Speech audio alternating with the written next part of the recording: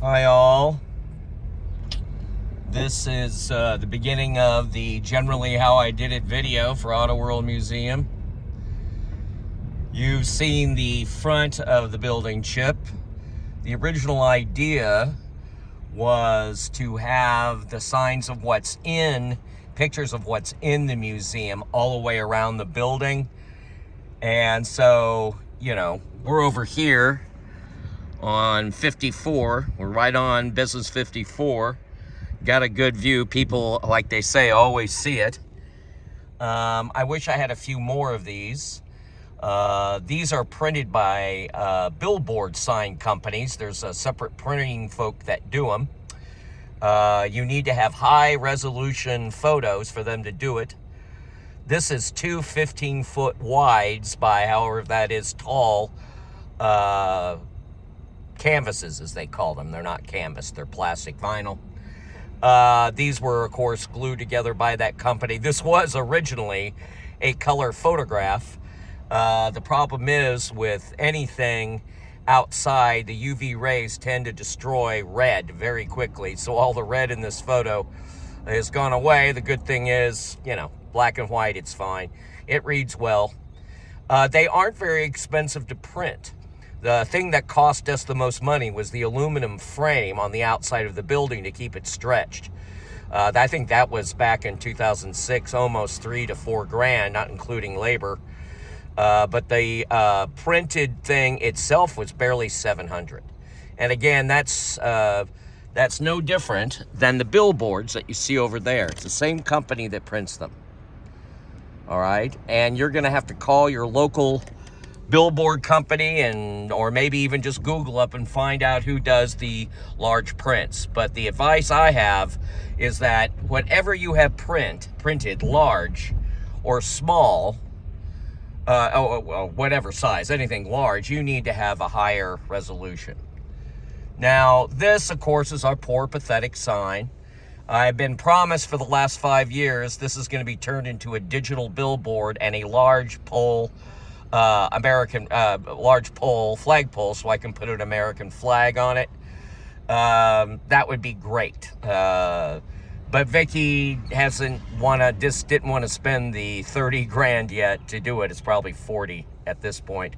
Digital billboards are pretty cheap. You can also sell other advertisements and get other people to advertise on it. Now, since you are thinking of being a museum as well as a place to sell cars, you might want to think about organizing your company twofold. One is the museum part is a 501c3 of some sort, and then your selling of your cars, etc., should be under its own for-profit business. Anyway, let's go inside.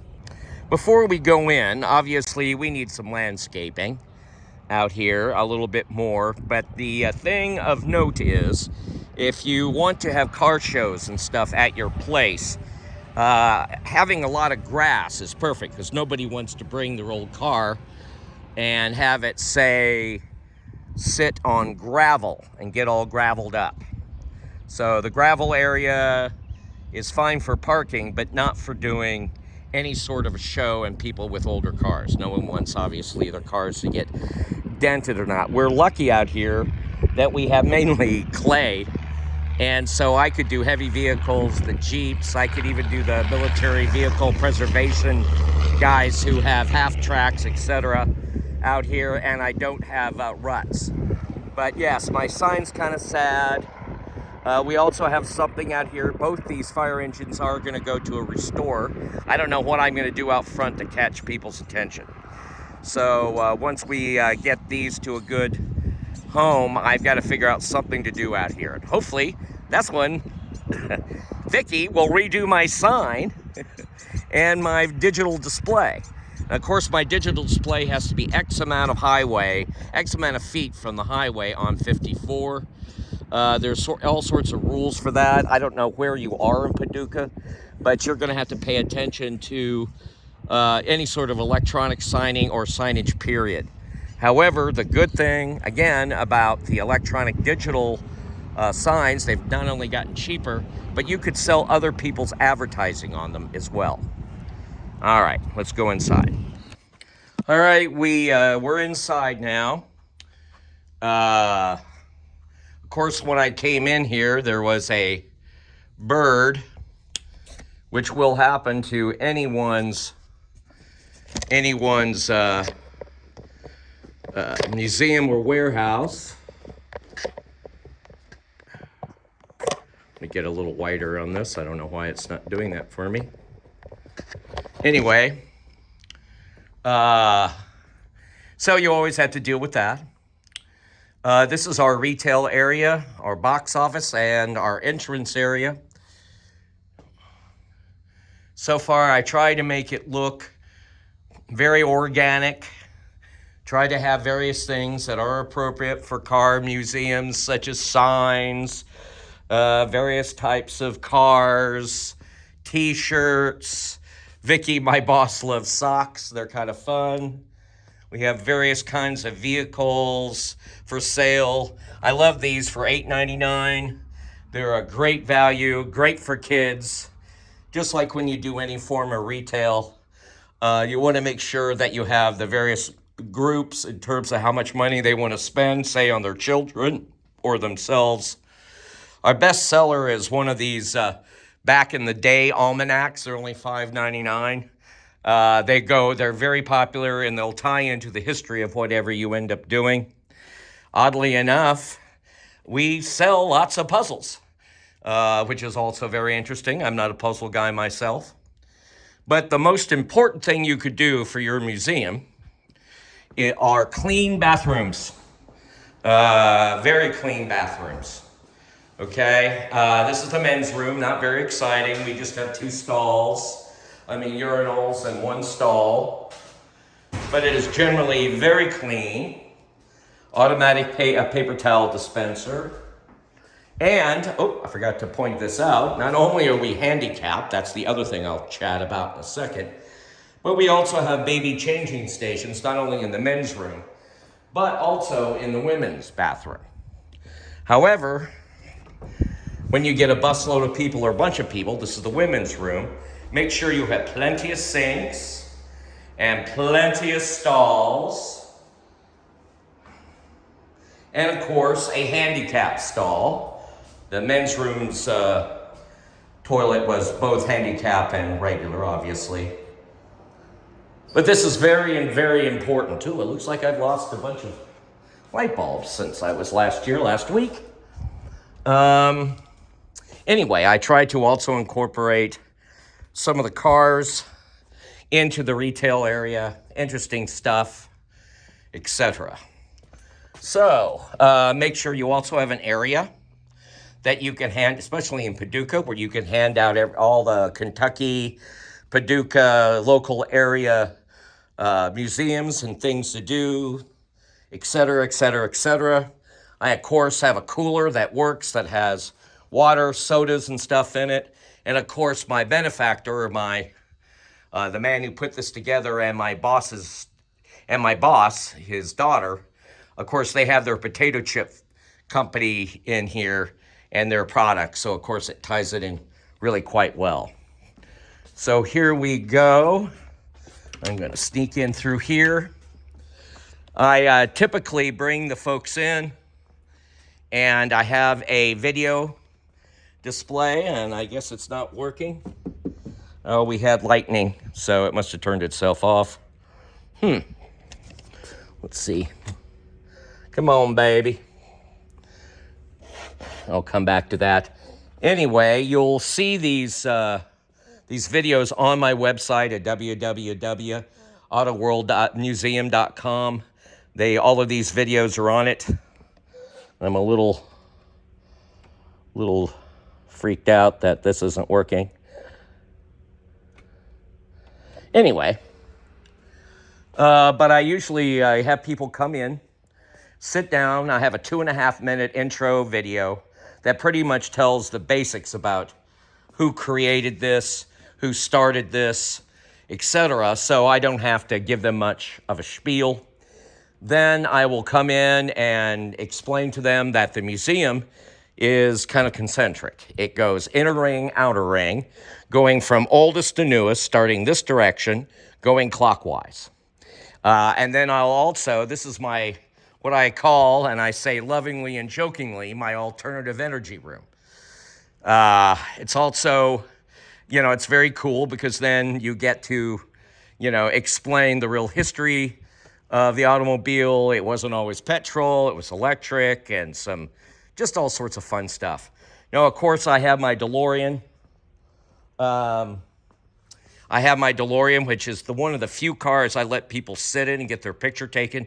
Of course, normally it all lights up because you want to limit that. You don't want people sitting in your cars. I do not have stanchions and chains around my cars. And I've, oddly enough, have not had any problem with people touching or hurting them, believe it or not. But what I've done is I've created, with the transition from the old barn look, which was in the retail area, into here is my transition into the museum. Now, most of the museum here, I am of a theatrical background. I throw everything on a black background, so when I light things up, you are seeing what we want you to see. So we go in. Oh, I also have QR codes, which are direct YouTube links to Bill Backer, the founder of the museum, and Dr. Perschbacher, the state historical expert in automobile history. He and Bill did 23 tours. I thought I had lost them.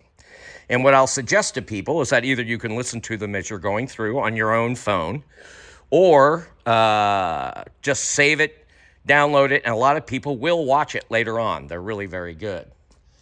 Now, as we walk in, we start off with the beginnings, or the best beginning we have, of automobile history. Now, of course, I wish we had a real Marioles, but we have the Humberette. Bill has the Humberette. These all are 1903, 1902 things. And, of course, we have the St. Louis World's Fair done in one of these large printed murals. And what we also did is, if you've been doing theater, you just bend some pipe.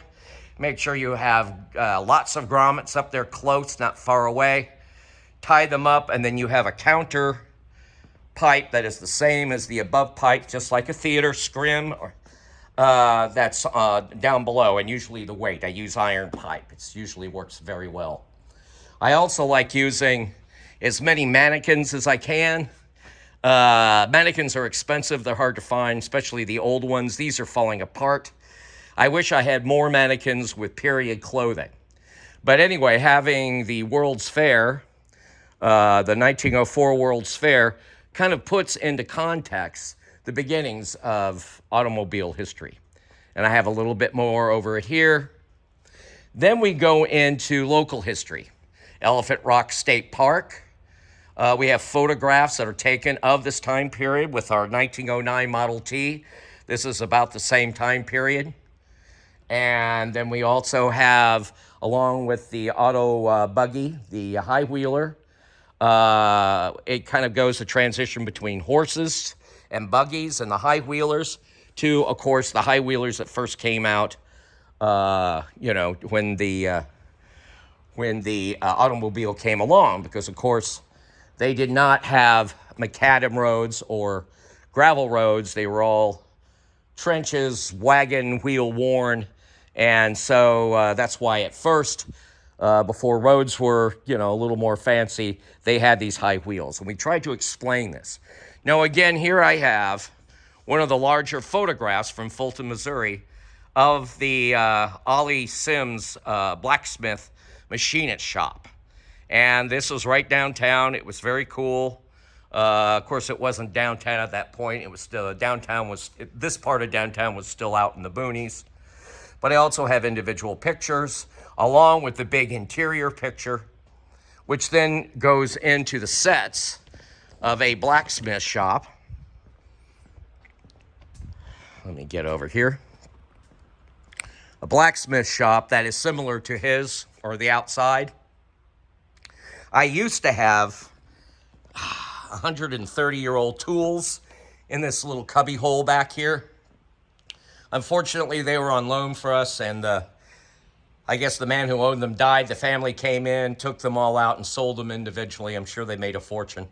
But anyway, I tried to incorporate, everything from, here we have the stuff for the horses, because they were, blacksmiths were doing everything from still shodding horses, etc., to working on automobiles. So I tried to have a little bit of the crafts and the explanation on, how that happened. It was usually the blacksmiths, say, that became the mechanics of the time period. Now, again, looking back, trying to find the pictures. This isn't of Fulton, but this is of Iowa. I don't know where these people were originally from. I think they were from Greentop. They're in Keokuk, Iowa, to look at a dam opening.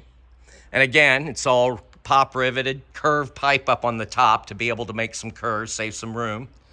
It's nice to be able to show what people wore, with no windows, and they were pretty much out in the open like a buggy. It was like, like the Wild West. It's what you would wear if you're riding along on the prairie, oil coats, etc., etc.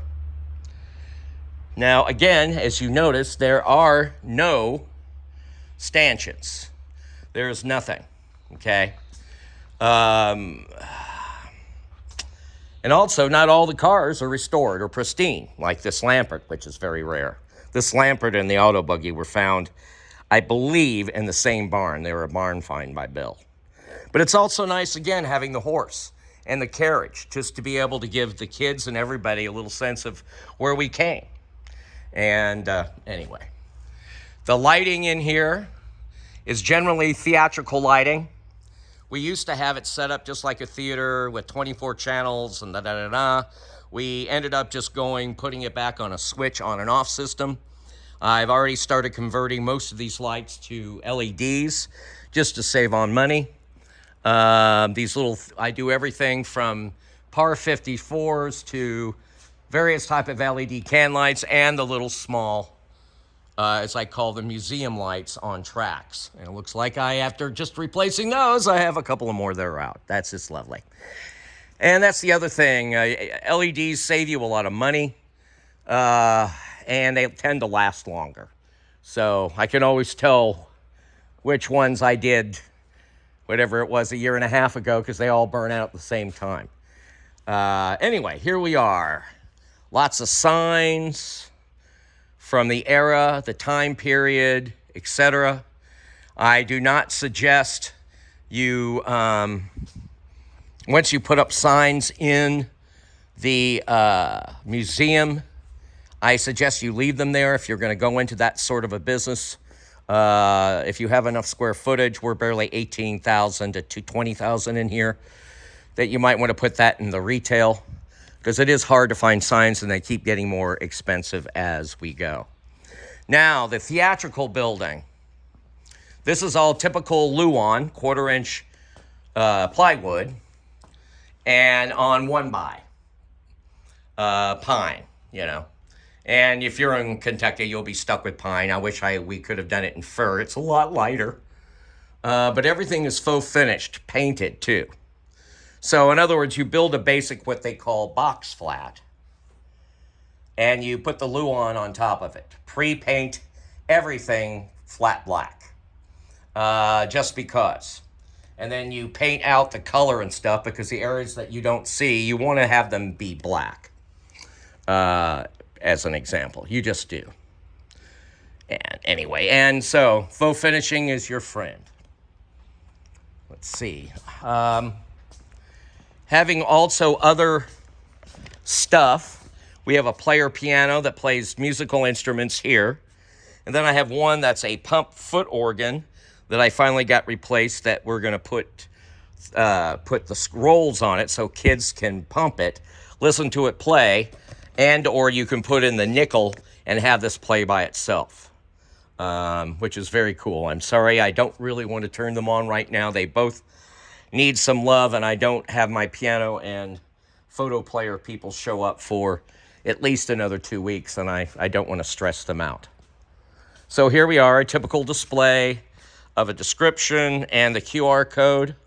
Again, having both is lovely.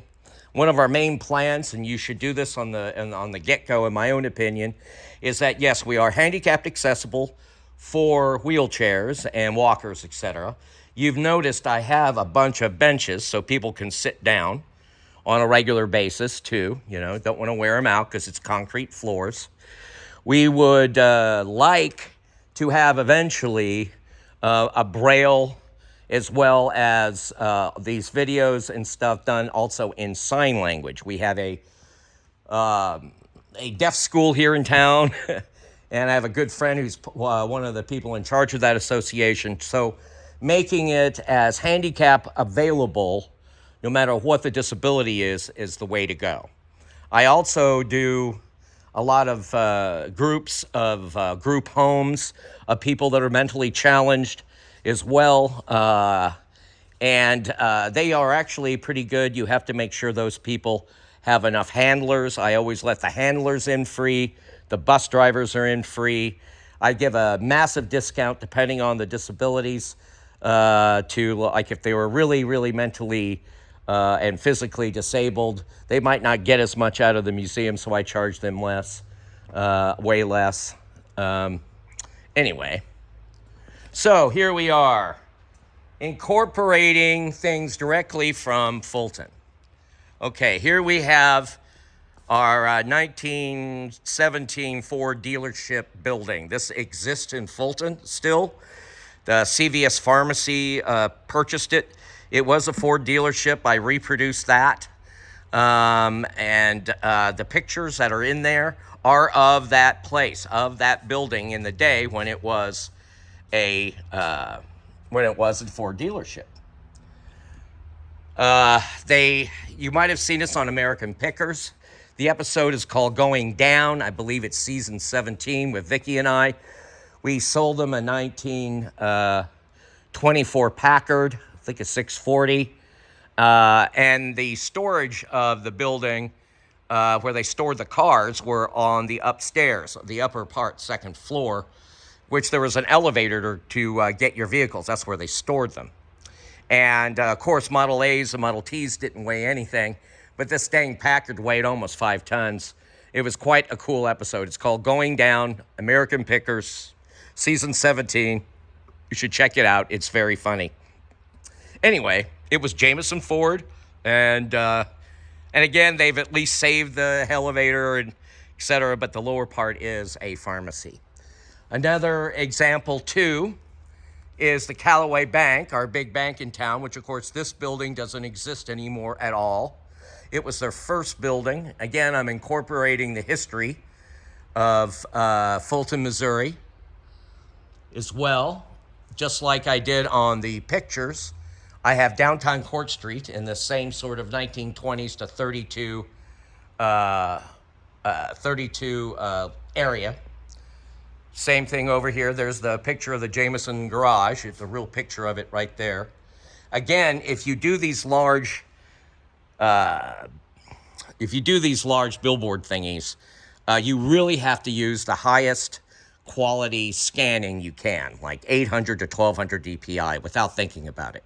You'll need to go to your historical society, get permission, written as well, and if they can, maybe have them scan it at a higher resolution, and obviously tell them what you're doing with it, and of course give them credit for it. Not only your local historical society, but also your state.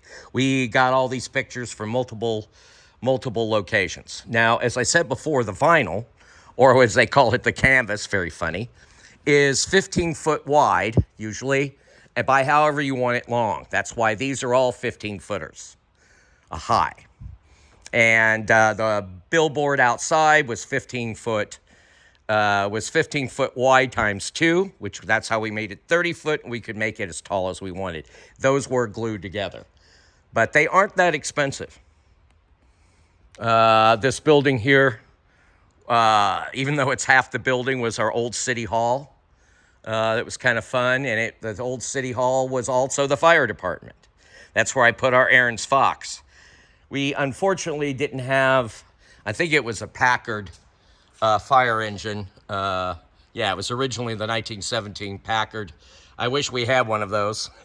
We have that one out in front that's a 50s Packard fire engine, but anyway. But we're just happy to have, we're just happy to have the Ariens Fox, here.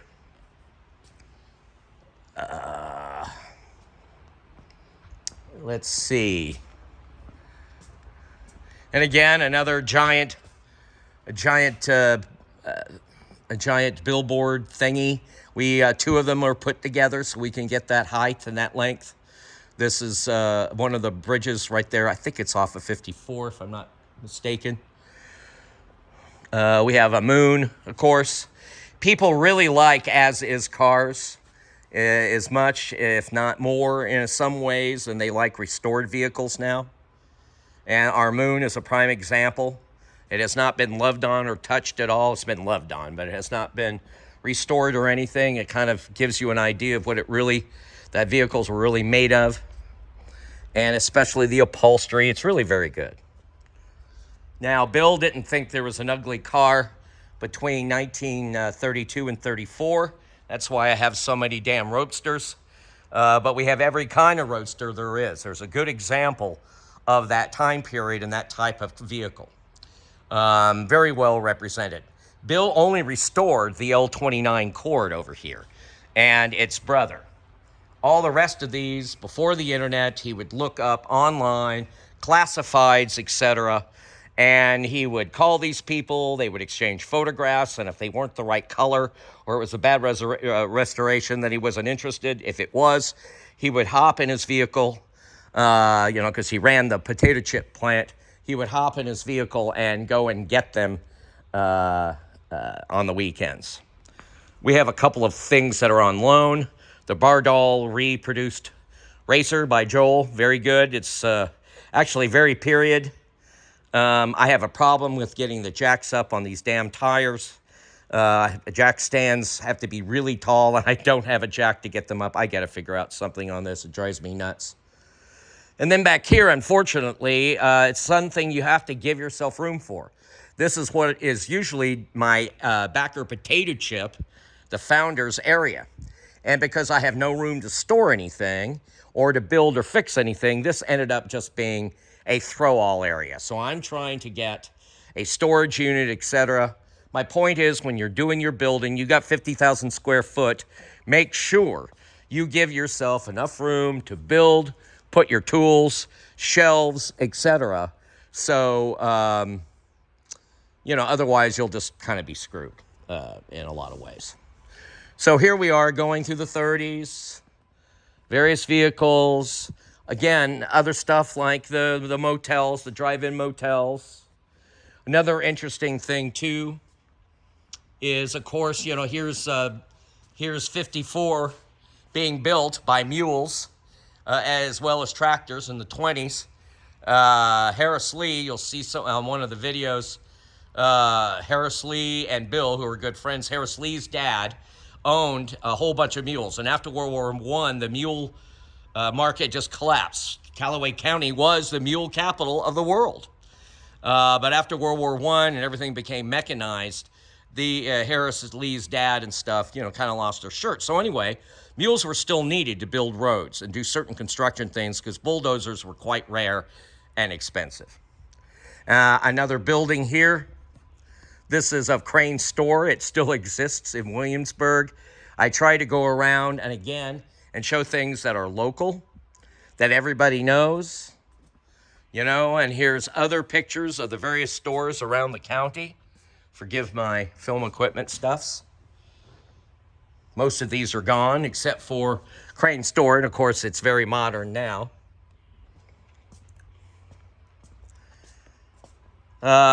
Okay, another thing.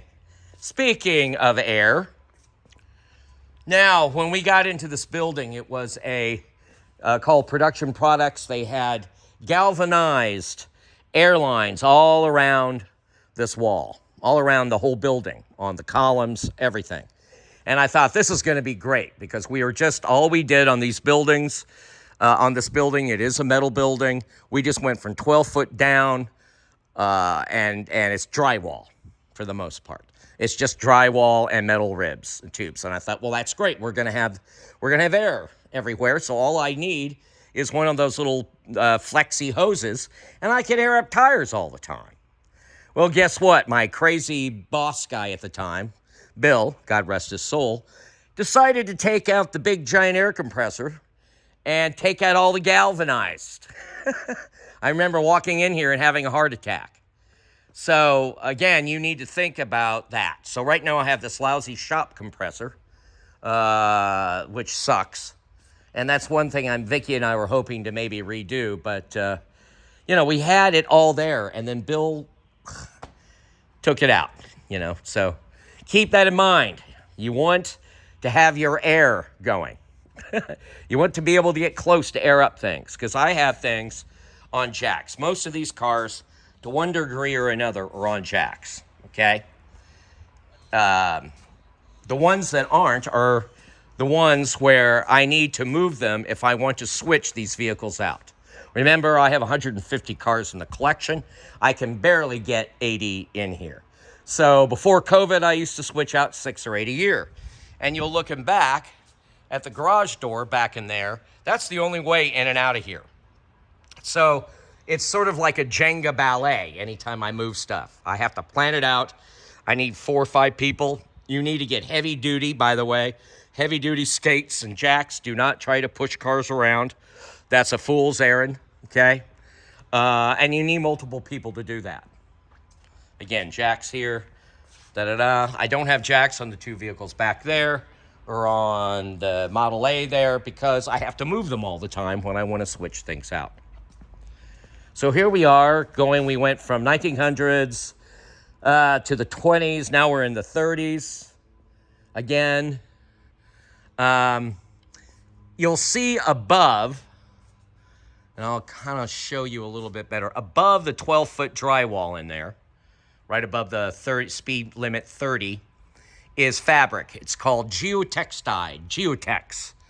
Let me say that again, geotextile or Geotex. It's used in landfills and construction. It's a recycled PVC material. It's woven. It comes in black, white, green, different thicknesses. It's like 8 to 10 foot a square foot. I mean, a penny's a square foot, cents a square foot. It's very inexpensive. And again, this is a regular old pole barn. There's insulation behind up there. And I like the background being black because, again, it makes you concentrate on what you want people to look at. Also, again, if you're going to have people in here, you're going to have to worry about fire suppression systems. This building already had a sprinkler system, which was wonderful. But I always hate going into car museums and stuff, and it's all white. You could see the insulation.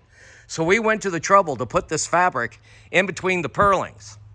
And it allowed us to flame retard. You can buy all sorts of fabric flame retardant and spray on it. So, you have a fire marshal that's worried about people getting caught on fire, catching on fire. Not only do we have a fire suppression system in terms of a sprinkler system, but everything, including the paint and the fabric, is flame retardant. Also, our black paint, let me give you a little clue, a little cheat, is for barns. It's barn paint. It comes in black, red, of course, because for barns, and white. The stuff doesn't have a lot of pigment in it. It soaks in really good, and it has an incredible flame rating anyway. Now here even though none of this is working and will be soon, we have our Hollywood thing where, again, I used to have my stars light up, the moon lit up. These are all my limos. They have nothing to do, obviously, with Fulton. One of my great design mistakes is that they're tall cars, right? And what I should have done was made the set in the back at least another 11 inches higher because you can barely see Hollywood and all the other stuff. That's one of the things on the list. But again, it doesn't have to be just local, okay? All right. So again, car manufacturing, advertisements from the time period, like we have the Ford Motor Company, various types of assembly line pictures, Coca-Cola, gas station signs. They're always fun when you can put the how cheap gas was. We were lucky to have this sign. And we actually only had the DX Diamond and the gas thing. We had to create the whole pole. I had a really good guy who could weld. He came up with a lot of this stuff for me. But again, here's this fabric. It's geotextile. Okay, it's very cool. Again, it works very well. We have everything weighted down on pipe. It's sort of like pipe and drape. You're in theater, you know what pipe and drape is. It also works very well with spray adhesive and some staples. This has fallen apart over the years, but it also goes over plywood too, very well. And what's good about this Geotex stuff is that it's the positive side to Velcro, okay? So this is all Velcroed on. I can move all this stuff around. It's the positive fuzzy part of Velcro. So that saved me a fortune. So these units here are all Velcro. It's all Velcro here, and it sticks right on the wall. So as they expand and contract, we can undo them, get them straight, etc. Yeah, let's just keep going this way. Kingdom Oil, Kingdom Cafe. This building does exist in Fulton still. Unfortunately, it's painted some pucy purple color. It's a hairdressing salon, but it's still there. But I kept it in the original paint scheme that it was in. But I did incorporate the various different cafes that were open in Fulton, even though they weren't at the Kingdom Cafe. Here we have the Harris Cafe, and then the Spot Cafe, and then Harry's Cafe over there. These are all, I have incorporated multiple different businesses, say, in one building and try to combine the two. Again, it's all Luan and one by, okay? Luan, quarter-inch Luan and one by. And you can glue it, pin it. Then I'd still throw in some drywall screws. Use drywall because unless it's outside, you're just wasting your money if you don't. And again, more signs. More signs that are up. And of course, everybody wants to buy them. And I say, no, no, no, no. Another idea that we're going to do more of, as well as more mannequins, is that I try to find things like old refrigerators. This one has been restored and put it in the back of our Diamond T, as an example. I'm looking for something to go in our 47 Hudson pickup truck, which of course is rare. I did have an old bathtub in there, but I ended up using that, the old bathtub, put it on wheels, and use that to use as a drink dispenser thing for events. And we took it out of there, and it's just a big pain in the butt. Anyway, happy accidents. You know, when we were bringing her in, I was just going to have her be a convertible and have it go. We're going to put her roof in the trunk, in the Skyliner's trunk. And then, of course, it died on me while we were in the middle of doing it. We went, well, hell, this is really cool because no one displays them this way. People don't quite get the idea of how this car works, you know, and what the technology was at the time. You know, here it is. The roof goes right into the big trunk. I mean, not to mention a huge wasted space, but it gives people an idea. Aftermarket air conditioning, another really cool thing. In here, it's just very kind of neato. Some of the things we have. We did not say get rid of all the license plates that the cars came with. Like I said, Bill didn't restore these. And a lot of people think we should have, you know, newer license or the original license plates or whatever the hell on them, or the time period ones. Well, I think that's BS, because the people that kept these cars and restored them or had them, that they're part of the story too. Okay, this guy said, you know, has a Bicentennial Nebraska plate on the Imperial. We have a bunch of things like that that are very cool. Again, gas pumps, they're kind of a must. They're really expensive nowadays. We were lucky to have a few. I actually restored this one myself. We had the original Philips Globe, and then one of my stupid dang workers dropped it and broke it, so that's a repro up there. But we had all the pieces originally. Little jerk. Anyway, going back to gas stations. These are the various gas stations that were in town. So we were able to combine the Kingdom Oil, then put pictures of other gas stations. And what's cool is that you'll get people, especially you're in Paducah, and you're using local pictures, you're going to find people that will like, oh, that's grandma, or that's grandpa, or that's my uncle. So we get a lot of, personal direct connections with it. Now we had our original drive-in theater. Usually we have one of our, we have a history of the automobile. If you look on the website, there are various time periods. There's the intro, and then, cars in the early 1900s through the 20s, 30s, and 40s. And then in the 50s one, we play and do this as a drive-in movie theater. It's a lot of fun. And again, it's usually playing. We actually have, of course, the proper speakers. They're all hooked in. They're all live. Again, I wish I could show you this working. But that's just, everything moves slowly here. It takes me 3 to 4 years to get replacement parts. And because I don't have people to help me, I need a couple of people for me to help me replace the projector up there. Now here, look, I just came around in a full circle. This is where we started. The alternative energy room. So what we have in the middle, and I did this 2 years after I built and designed the museum, we did an event area. Now, there wasn't a diner like this in Fulton, oddly enough. But I picked one. I picked one, a style that I could easily reproduce. And of course, the real ones, we almost bought a real one, are way too big and way too expensive. So I faked this. I was a good theater boy. It's all, again, Luan, plywood, all fakery. Up on top up there is a projector, right? That then hooks to DVD players. You could hook it to your computer, etc. And then it's played right up here. That works out very well, especially for businesses, birthday parties, reunions. It allows you to do all sorts of entertainment things, as an example. We do have a cool photo player, which has multiple instruments inside. We have a guy that's finally going to come and finish this thing. There are multiple instruments in here.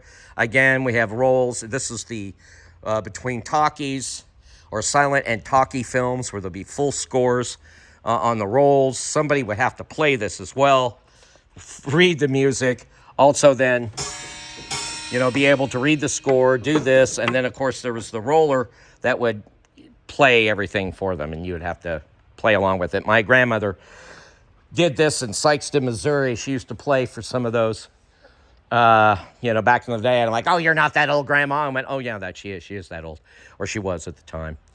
Things like this, the working versions of, say, engines. And one of our big things is going to be, I want more of these. Bill built this.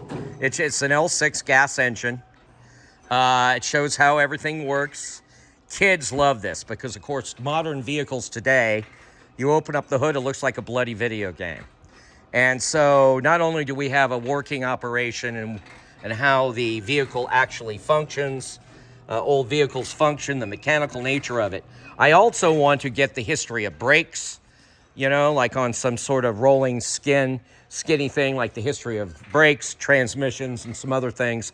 Anything educational like this that, make sure, of course, you don't, have anything where the kids can get their fingers caught, or people can.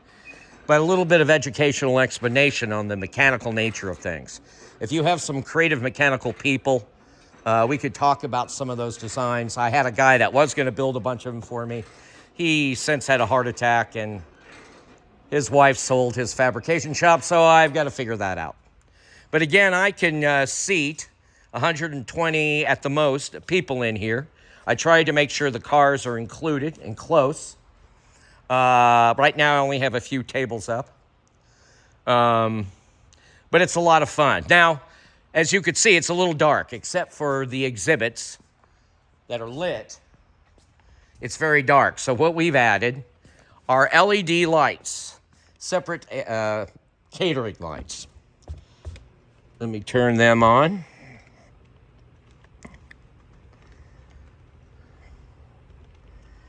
So you're not necessarily dining in the dark.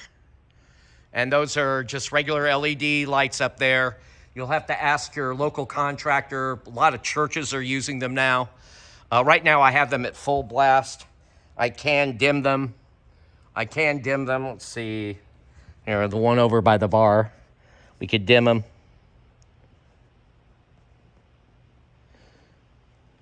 Which is really cool. We also stuck in some gel because they were actually a little too bright. Right now at full thing, they are really bright. And kind of takes some of the fun out of it, but you can adjust them. That's sort of the fun thing about this. It really helped because we found when we had parties in here, some of the theatrical lights either didn't light up the place well enough or they were hitting you in the face while you're at the table. And that really sucks. So we did a little redesign. Dan put in these lights for me. And again, we put in some gel. It's not how they came. I forgot what Roscoe number it is. And again, here we have more signs. Again, this is just a Geotex wall with aircraft cable suspending it. Aircraft cable up here, getting it to the ceiling. And again, it's the fuzzy side of Velcro. So you just put male side of the Velcro on anything and it sticks. You can readjust it, etc. We have that everywhere. And we have this gas station. It was atypical. There were 4 or 5 gas stations like this. This is not one specific one in Fulton, but you recognize the style. Very typical of the time period. Again, the mobile gas sign. I have most mobile gas stuff, so I kept it mobile. We had a lot of these, but then we incorporated the photograph of Mr. Massey, whose dad owned a mobile station, him on a tractor when he was a kid. And of course, iconic things like Mount Rushmore, which people traveled with. That's why we have it at our VW, people going on the road. Our Mustang is over here. Originally, this whole thing was supposed to be a stage. The black that you see up there was supposed to be lighting positions and stuff. Well, I needed to have more room for cars. So right now, what I do is that I created it's a basic podium and display area, essentially, all hooked to a nice little sound system. I don't like using wireless because you can't rely on it. I have a real plug-in system with a nice amplifier, real sound, multiple DVD players, and a way to be able to go Bluetooth with the new projector I've got right there that I need to install. But anyway, you need to, for a entertainment area, you really need to be able to provide everything from sound, AV, etc. for the clients, just period. Anyway, and I just see my old drafting table over there. I actually put a tablecloth over it, since I do all my drafting via CAD on the computer now. Poor, sad little thing. I put a tablecloth over it. Makes a good side table when they're doing stuff. Let's see. Cardboard cutouts are another good one. We have Frank Sinatra here. Another good example. Very typical for the Thunderbird. I would like a Doc and Marty cutout for my DeLorean Back to the Future display. However, those only came out the first year they did them at the movie theater, and you might be able to find one for $1,000. Remember, when you're doing things like that, we paid royalties. I believe it's Universal. We paid $650 for in perpetuity to be able to use the Back to the Future theme, the name, etc. Now, I created this Back to the Future costume for Boys and Girls Club of America Chili Cook-Off fundraiser. They do theme booze and stuff. I did it for 4 years in a row. I finally talked somebody into let me do 1 year the DeLorean as Back to the Future. Now, I took off all the extra Back to the Future parts because I still wanted it mostly to be a regular DeLorean. And anyway, but the lights work up there. It all works. And let's see. What am I missing? Again, nice flat floors. Concrete is your friend. It's a real pain in the butt in terms of you have to walk it all the time. Now, most museums have two people, one to work the front, the box office, and the retail area, and another one to kind of wander around in the museum. Well, Bill and Vicki were awfully cheap and could only afford or wanted to spend money on one person working it. That's one of the main reasons that we did the production on these videos, which you could again see on our website, the 2.5-minute explanation. There's also the history of the backer potato chip, so, that sort of thing. But, video production is kind of important in a way, just to keep people, interested, keep kids interested, and it allows you not to have as many employees. This place is designed just to have one employee, which is crazy, but that's what we do. Security cameras are a must. I think they're really inexpensive. The Wi-Fi Bluetoothy ones are. You can get anywhere from 40 to 100 cameras and a unit altogether. Just look at deals. Look on Google, make sure that you don't get the ones that people say suck. But that is the best way to do it, then you don't have to run wires. Our security system was wires originally, and now we're waiting for the main computer and all the cameras to get switched out to HD. Right now, I only have 12 cameras that are working for the basics of something separate that are Wi-Fi. I'm waiting for Vicki to decide whether she's going to spend 30 grand or not. Everything costs money on replacing the 30 cameras I have all through the museum. Obviously have open signs. Again, here we have black ceilings. It's just a regular old drop ceiling, painted black, makes everything go away. The theatrical principle is correct. The other thing so when I first was asked, or Dan and I were first asked to design the museum, Bill wasn't going to have a lot of money. I could have done it with square metal tubing and fiberglass. And fiberglass, and real depth panels and stuff. And quite frankly, the show's about the cars. So theatrical painting is just fine. And especially with theatrical lighting and the black background, no matter what, all the pictures you take in this place, and you'll see from what Chip's done, look fantastic.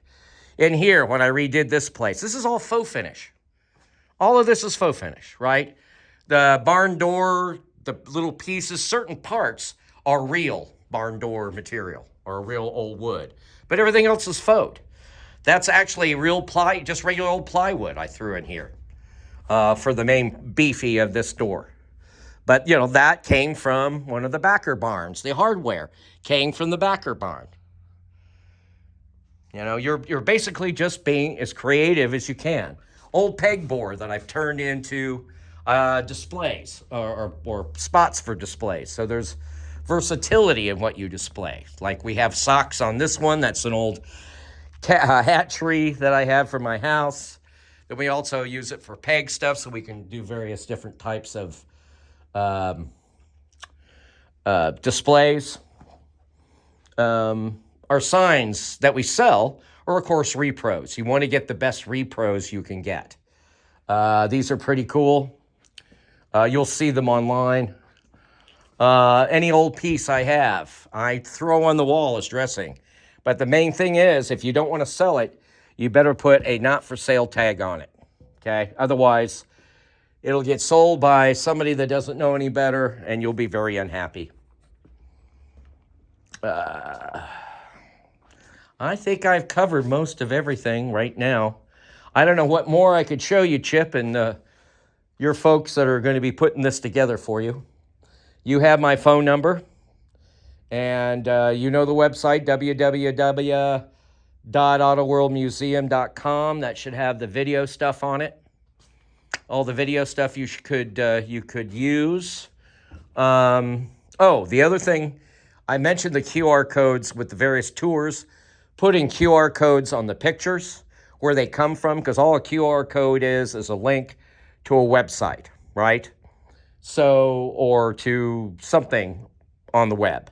So the pictures that you saw in there of the various travelers, and in Fulton, I still need to finish it, but I had QR codes to put on then so people can go click on it and say the downtown Fulton, it'll go right to the Historical Society site.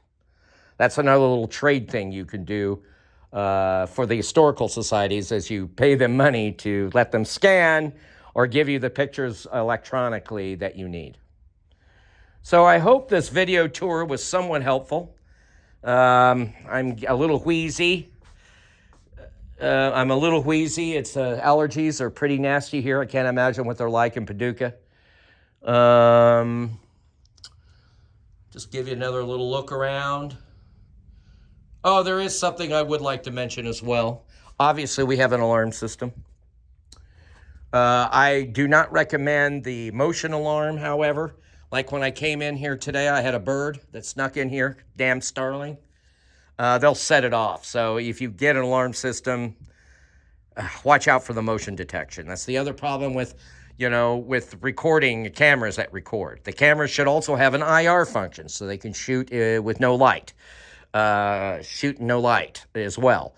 But the problem is with a motion detector, if it's hooked into the alarm, you'll be awoken by whatever critter, mouse, raccoon, or whatever might sneak into your building. That will be very annoying to the police and to you. So you might want to get rid of this. Now, one thing my boss did not do. Now, this is a brand new 20-year-old technology cash register, along with our credit card machine, of course. When the old cash register died, I thought, oh, I'm finally going to get Squarespace or one of those services. But no, she got me a brand new old one. So everything we do, we have to write down. We write it down every day, and then we have official checkout sheets down here that we fill out, and I give to Vicki. The only reason I really mention this is, of course, when you sell retail, you need to be able to keep track of your taxes, because you want to make sure you're paying taxes for your retail. They will come after you, especially as poor states like Kentucky and Missouri. So, and make sure, obviously, your cash register has the proper tax rate it programmed in. And then I usually have a normal computer here. We're getting that redone right now. Again, I don't really start rocketing until the middle of June. And my list is long. So I'm sorry I couldn't show you some of these things working. So I hope you guys appreciated this tour. If you need me to do more, you let me know, please. And I'll talk to you all later. See you later.